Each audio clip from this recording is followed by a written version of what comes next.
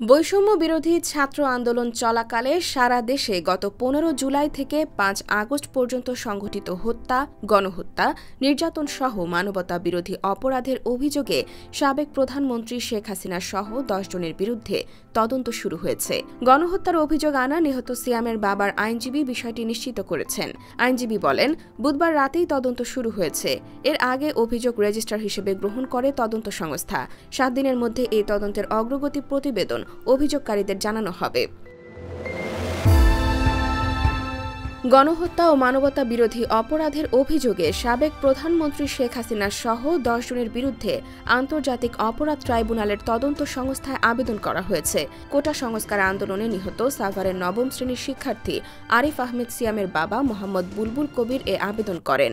শেখ হাসিনা ছাড়াও অন্যান্যরা হলেন পুলিশের সাবেক মহাপরিদর্শক চৌধুরী আবদুল্লাহ আল মামুন, র্যাবের সাবেক মহাপরিচালক মোহাম্মদ হারুনুর রশিদ, ঢাকা মহানগর পুলিশের সাবেক কমিশনার হাবিবুর রহমান, সাবেক অতিরিক্ত পুলিশ কমিশনার ও ঢাকা মহানগর পুলিশের সাবেক গোয়েন্দা প্রধান হারুনুর রশিদ।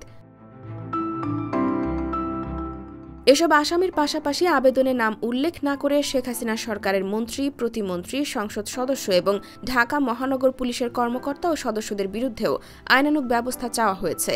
আবেদনে ১৫ জুলাই থেকে ৫ আগস্ট পর্যন্ত ঘটনার তারিখ হিসেবে উল্লেখ করা হয়েছে।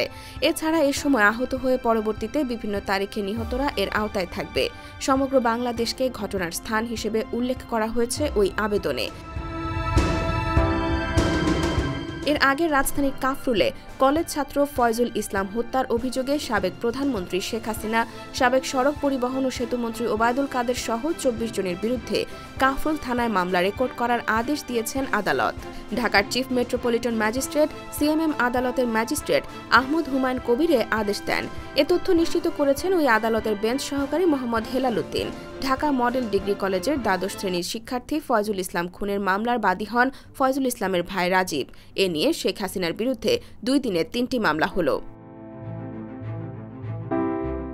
এদিকে জুলাই গণহত্যার বিচার আন্তর্জাতিক অপরাধ ট্রাইব্যুনালে করার সিদ্ধান্ত নিয়েছে অন্তর্বর্তীকালীন সরকার। বুধবার সচিবালয়ে এক সংবাদ সম্মেলনে এই তথ্য জানান অন্তর্বর্তীকালীন সরকারের আইন, বিচার ও সংসদ বিষয়ক উপদেষ্টা অধ্যাপক ড আসিফ নজরুল। ড আসিফ নজরুল বলেন, গণহত্যা ও গুলিবর্ষণের ঘটনায় বিচারের জন্য ইতিমধ্যে কিছু মামলা হয়েছে। আমরা নিজেরা, রাজপথে থাকা বিভিন্ন ছাত্র সংগঠন, মানবাধিকার সংগঠন, জনগণের বিভিন্ন গোষ্ঠী দাবি করেছেন যে এটাকে মানবতা বিরোধী অপরাধ হিসেবে বিচার করার সুযোগ আছে কিনা আমরা সেটা খতিয়ে দেখেছি। ইনভেস্টিগেশন আমরা জাতিসংঘের তত্ত্বাবধানে করার চেষ্টা করছি। জাতিসংঘ থেকে বারবার আমাদের সহযোগিতার আশ্বাস দেওয়া হয়েছে বলে জানান Asif Nazrul. IBTV USA, new York.